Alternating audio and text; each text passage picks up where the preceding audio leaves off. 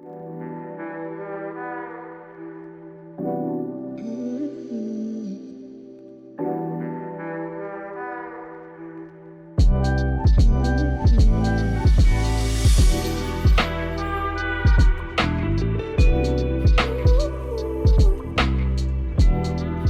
matanza de Vallecas o la venganza de las sexy dolls.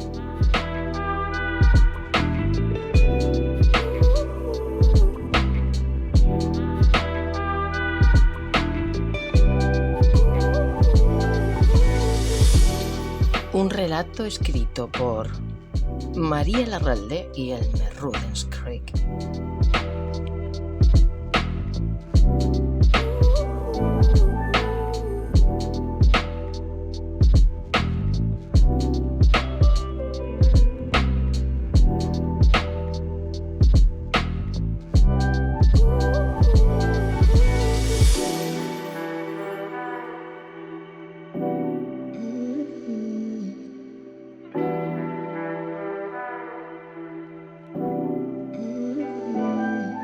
Don Julio, empresario de éxito de toda la vida, a sus 66 años, aburrido y frustrado en el aspecto sexual, se había decidido a probar aquella novedad.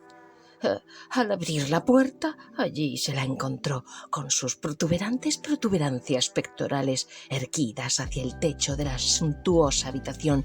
Reposaba sobre su espalda en el centro de la cama, envuelta con sábanas rosas y con forma de gran corazón, la muñeca de silicona que apenas 15 minutos antes había elegido en la recepción de entre un detallado catálogo de páginas plastificadas.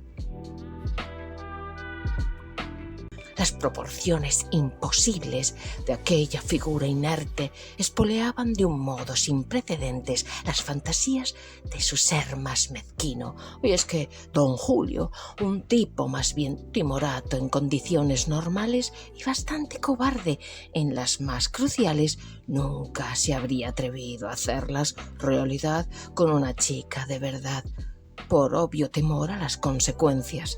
Su físico pequeño, redondo y blando, no le hacía muy capaz de imponerse ni de resistir las probables represalias, pero con aquella muñeca, no podía haber ningún problema.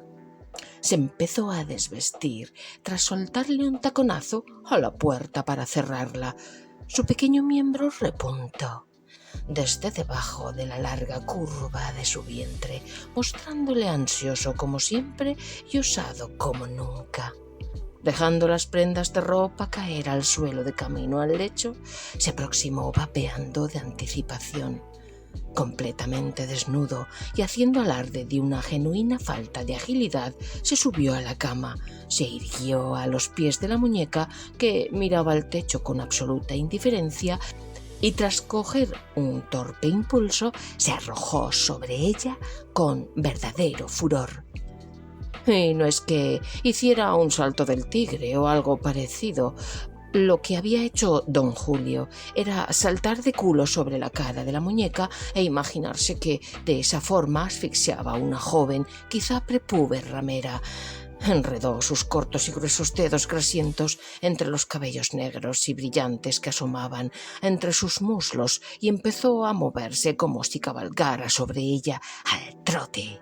Nunca había sido tan feliz y resuelto como en esa ocasión, imaginándose que tras sus testículos una mujer de verdad se quedaba sin respiración.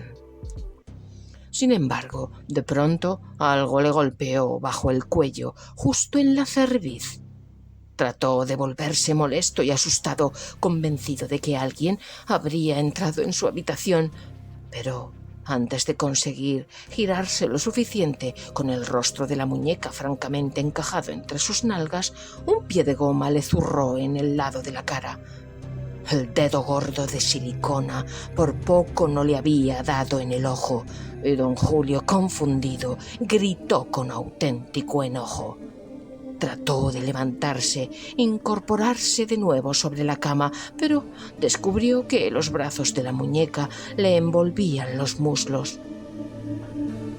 No podía alzarse y seguía recibiendo patadas en la nuca y la espalda. Aún sentado por obligación, empezó a sentir bajo él una fuerte presión.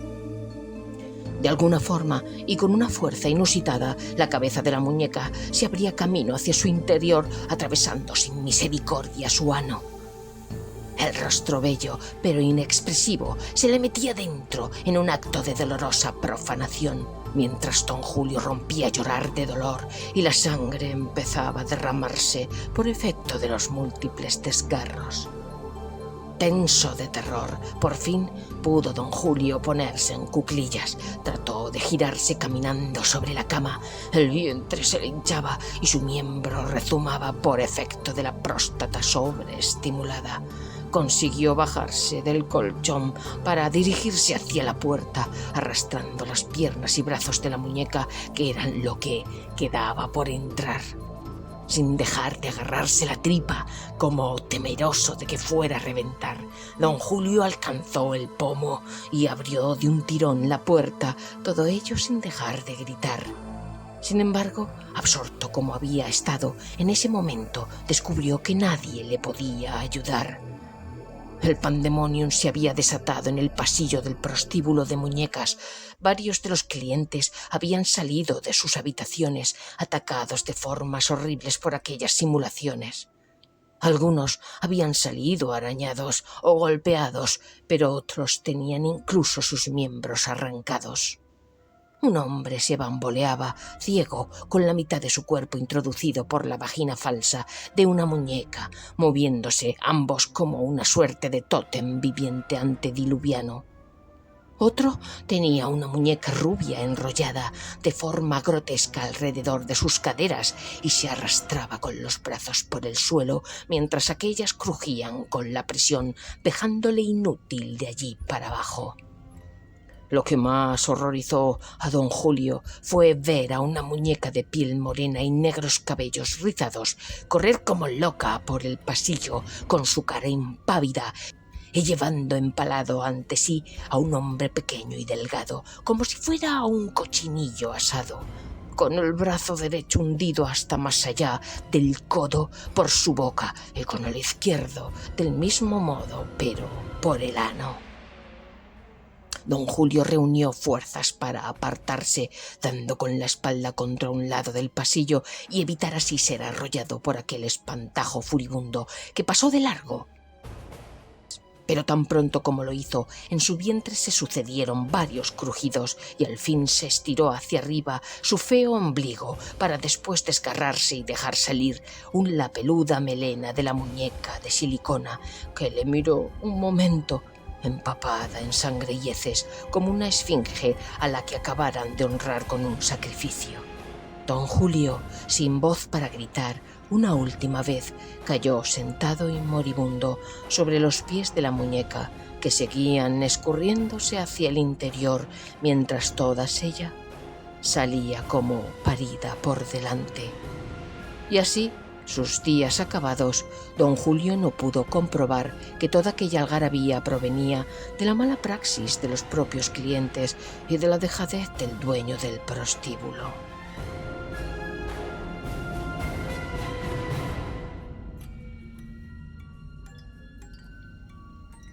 Luciana asomó la cabeza a través de la puerta del cuarto de limpieza. Fumaba sin parar, todo el día, toda la noche, de puta a limpiadora de muñecas, las putas muñecas que le habían quitado el lugar que merecía. Ahora solo la querían para limpiar la mierda que los clientes dejaban sobre las muñecas. Sobre es una forma de hablar, porque era suciedad universal por todo su cuerpo perfecto, por dentro, por fuera, por arriba, por abajo, mierda enmarañada en el pelo, un mojón de algún guarro en la boca perfecta o el semen seco de algún chaval de los que no aguantan ni 2 minutos empalmados. La limpiadora, la última mierda, pero claro, debía estar agradecida, a otras a la puta calle, les dijo el gerente del negocio. Muchas con hijos, muchas. Luciana, a pesar de la suerte de haber sido seleccionada como limpiadora por lo fea y bajita que era, sentía que su odio por aquellas putas muñecas iba más allá de la envidia hacia su belleza antinatural. Más que el odio por haberlas suplantado en su trabajo ancestral, más que asco por no entender que un hombre de verdad pudiera siquiera disfrutar palpando un centímetro de esa fría piel. Dejó de hacer bien su trabajo, simplemente las limpiaba superficialmente, no acababa con los resecos fluidos de los recovecos de aquellas asquerosas de plástico, como las mujeres de verdad las llamaban. Pensó que los clientes dejarían de acudir, o mejor, pillarían tales infecciones que se verían claramente como una muñeca no puede suplantar a una persona. Simplemente no puede. Pero esto no era de esperar. Por supuesto, ¿qué coño estaba pasando? Volvió a encerrarse dentro del cuartito. Su respiración se agitó al escuchar claramente el grito del gerente, de Ernesto, su antiguo chulo putas, que ahora era gerente. Así lo decían claramente y sin lugar a equívocos en el membrete de la puerta de su despacho. Un grito tan desgarrador que sintió que algo le dolía a ella. Era un dolor insoportable lo que aquel hombre sentía. De eso no había duda. Alguna de aquellas mujeres de plástico, de aquellos monstruos, lo estaba descuartizando vivo. Por pura empatía, entreabrió la puerta para mirar, armada con un palo de escoba, por si las moscas. Ernesto estaba tirado en medio del pasillo y una de las más hermosas muñecas, una japonesa que todos se rifaban, una muñequita dentro de las muñequitas, una preciosidad, así lo decía él, le estaba comiendo el falo. Comiendo, entiéndase bien, comiendo, masticando ferozmente hasta el pubis del desgraciado. Tragaba los trozos con deleitación extrema mientras lo mantenía bajo su culo, abierta de rodillas sobre él. Iba por sus cojones. Ernesto dejó de intentar zafarse. La sangre chorreaba a su alrededor con tal profusión que otras muñecas que corrían enloquecidas intentando descuartizar partes ya descuartizadas de clientes muertos resbalaban sobre el trozo de carne inerte que era ya el gerente. Lo peor era que, cuando lo olían, cuando se resbalaban por el charco rojo de sangre a medio coagular, comenzaban a devorar con la nipona. Sus bocas succionaban de tal manera que los trozos de músculo saltaban despedidos, como cuando están cocidos. Pero la sangre fresca brotaba y esto las enloquecía más. Luciana miró fijamente a la puta japonesa. Ella se volvió repentinamente. Lo había percibido. Estaban vivas, pero ¿qué era aquello? La sexy doll más hermosa se levantó y se dirigió despacio, enhiesta como un junco, con la mirada perdida y roja la conjuntiva, rezumando sangre en unas venas inyectadas que sobresalían inexplicablemente de aquellos dos ojos grandes y perfectos otrora hacia Luciana. No apartaba su mirada, o lo que fuera aquello. Tal miedo tenía la mujer que cerró con pestillo. El follón seguía y seguía, pero una tensa calma comenzó a cernirse sobre el puticlub. Los clientes estaban todos muertos. Ernesto, los chavales de seguridad, Daniel, Gerardo, Michael. Tan fuertes, destrozados, asfixiados, asesinados. Llamó a emergencias mientras la puerta era golpeada suavemente. La llamaban por su nombre. «Luciana, Luciana, abre la puerta, Luciana. Nosotras somos como tú. Nosotras te comprendemos. Nosotras somos como tú». Gracias a Dios y a su llamada, la policía tomó por asalto el puticlub de Sexy Dolls de Vallecas, el más lujoso y prestigioso lugar para echar un casquete. Luciana se apartó de la puerta cuando escuchó los disparos. Las ráfagas no cesaban. Afuera comenzaron a escucharse gritos de mujer, pero las voces eran extrañas, huecas, profundas, magnéticas, como grabadas en cintas de radiocassette. Los policías gritaban desesperados, no podían creer aquello, pero mantenían su asedio a las putas muñecas de Vallecas. A los 10 minutos, una calma tensa y las voces de los agentes demostraron a Luciana que todo había acabado. Se escuchaban llantos, llantos de hombres, llantos de policías que no podían comprender, no podían entender qué era todo aquello. Luciana no quería ser acribillada y antes de salir gritó: «¡Soy Luciana! ¡Soy quien les llamó! ¡Soy una mujer de verdad! ¡No disparen, por favor!». Abrió muy despacio y asomó los ojos. Sin dejar la escoba en ningún momento, fue poco a poco desentornando la puerta.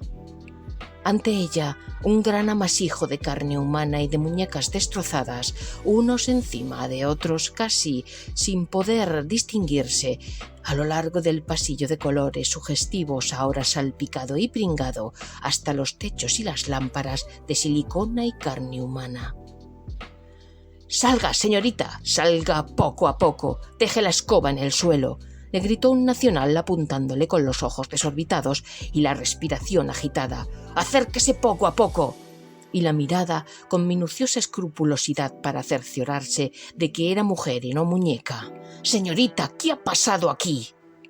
Creo, dijo la pobre Luciana, llorando a moco tendido, haciéndose un hueco entre las vísceras y el plástico y pisando sin querer la cabeza de la muñeca japonesa, ahora horrible y deforme. «Creo que no las limpié bien».